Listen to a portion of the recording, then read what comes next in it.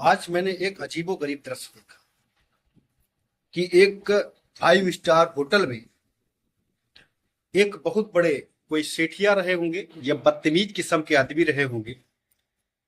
वो वहां पर खाने की टेबल पर बैठे थे, मैं भी बैठा हुआ था।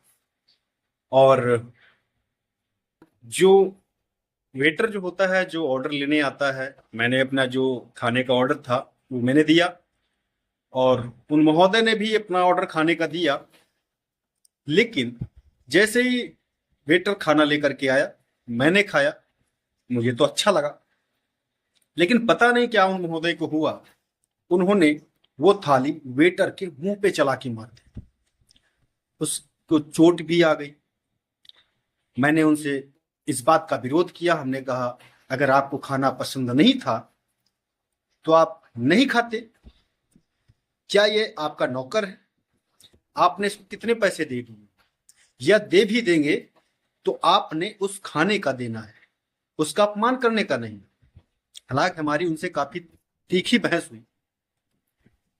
उन्होंने बाद में, ज्यादा जब लोग इकट्ठा हो गए, इस चीज का विरोध किया, तो उन्होंने छोटा सा शब्द, शर्मिंदगी की वजह से उनका सर डाउन हो गया और छोटा सा सॉरी कह करके वो निकल गए।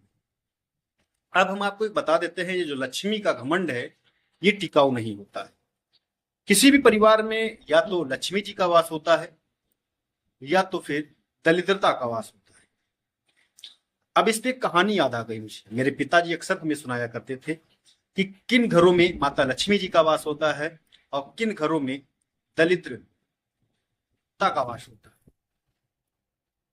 एक बार एक राजा के स्वप्न में माता लक्ष्मी जी का स्वप्न आया, या स्वप्न में माता लक्ष्मी जी आई और राजा से कहने लगी, अब हम आपके यहां नहीं रुकेंगे। काफी दिनों से, काफी वर्षों से हम आपके यहाँ हैं और आपके यहाँ पीढ़ी दर पीढ़ी लोग राजा होते आ रहे हैं। अब हम कुछ दिनों के लिए परीक्षण हेतु आपके यहाँ से जा रहे हैं, क्योंकि बहुत ज्यादा उतावली हैं दलिद्रता देवी, और वो आपके घर में आने वाली है। अगर वो नहीं रह पाएंगी तो हम पुनः वापस आ जाएंगे। इतना कहकर के सुबह हुई और उनकी 4 लड़के थे राजा जी के, और एक नई नई बहू आई थी उनके घर में। उसको ही पहले खाना बनाने का पूरा जिम्मा दिया गया। उस बहू ने जो है खाना बनाया। एक दिन वो खाने में नमक डालना भूल गई। राजा आए, खाना खाए, उठे चले गए। बड़ा वाला भाई आया, उसने खाया, चला गया। यह कहा जाए कि 3 नंबर तक के आके सभी चले गए, और जो भी आए और वो एक ही बात पूछे, क्या पापा ने कुछ बोला? क्या बड़े भैया ने कुछ बोला? क्या तीनों में से किसी ने कुछ बोला? बहू से पूछता है। जो भी खाता है, वो जो भौजाई लगती भौजाई से पूछता है, छोटी बहू लगती छोटी बहू से पूछता है। लेकिन सब लोग बिना खाए, बड़ा प्रेम के साथ में, कुछ भी कहे बगैर सब खाते हुए चले गए। दूसरे दिन वो बहू नमक बहुत ज्यादा डाल दिया। फिर वही हाल। राजा आए, खाना खाए, प्रेम से खा करके चले गए। बड़ा भाई आया, मंझला भाई आया, संजला भाई आया, सारे लोग प्रेम के साथ उस खाने को खाए और चले गए। किसी ने कुछ नहीं कहा। ये प्रक्रिया 10 दिनों तक चली, और कभी नमक ज्यादा, कभी तेल ज्यादा, कभी नमक भूल जाना, कभी मिर्चा भूल जाना, कभी सब्जी का जल जाना, रोटियों का जल जाना। लेकिन सभी लोग भोजन को सम्मान पूर्वक खाते और उठकर चले जाते।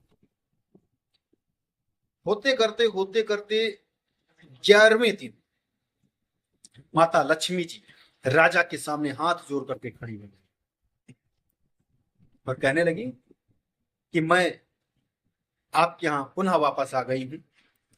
मेरे पास दलिद्रता देवी गई थी, वो कह रही थी हम राजा के घर में नहीं रह सकते, हमारे लिए वहां पर कोई भी अनुकूल स्थान नहीं है। उस प्रेम में, उनके घर में बहुत ही प्रेम है, बहुत ही सद्भावनाएं हैं, बहुत ही एक दूसरे के प्रति सम्मान है, बहुत ही सामंजस्य है। जिन घरों में प्रेम, सद्भाव, भोजन का सम्मान, अपने से बड़ों का सम्मान, गुरुजनों का सम्मान होता है, माता लक्ष्मी जी का वहां पर वास होता है। और दलिद्रता देवी जो है, ऐसे स्थान पर क्षण मात्र के लिए भी स्थित नहीं हो सकती। तो इस कहानी से सबक मिलता है, सीख मिलती है कि अपने परिवार में सद्भाव प्रेम हमेशा बना के रखें, भोजन का सम्मान करें। आपकी माताएं बहनें बहुएं जैसे भी पकवान बनाती हैं, प्रेम पूर्वक बनाती हैं, तो नमक कम है तब भी आप कुछ न बोल करके प्रेम सहित आनंदित होकर के खाएं और तारीफ करें। आपके घर में भी माता लक्ष्मी जी का वास होगा। कैसी लगी कहानी आपको? और जो उस वेटर के साथ हुई घटना लखनऊ के अंदर, उसके बारे में आप क्या सोचते हैं? हमें कमेंट बॉक्स में जरूर बताएं।